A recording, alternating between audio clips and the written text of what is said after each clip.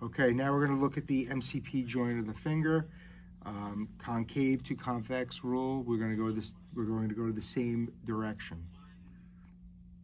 So we're going to stabilize the metacarpal. You can see here on my left hand, I've got his second metacarpal. And I'm going to grab the proximal phalanx with my other hand. And I'm going to first just distract and feel laxity in the joint. I'll then do some oscillations.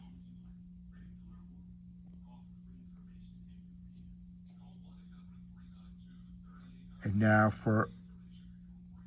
to increase flexion, I'm going to take the proximal phalanx and glide it volarly against the metacarpal head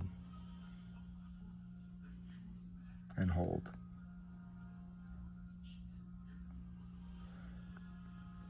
And then actively flex,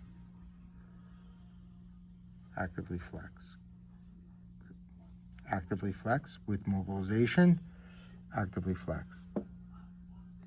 Okay, now with the same finger, if I wanted to work on increasing extension, I would distract and mobilize dorsally. Proximal phalanx glides dorsally against the metacarpal.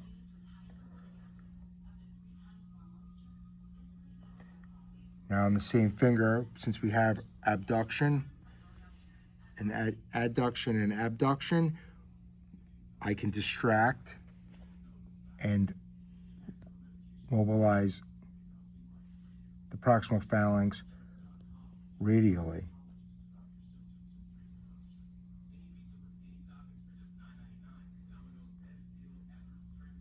To increase adduction.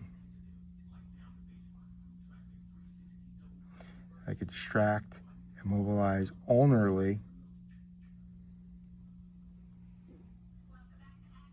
to increase abduction.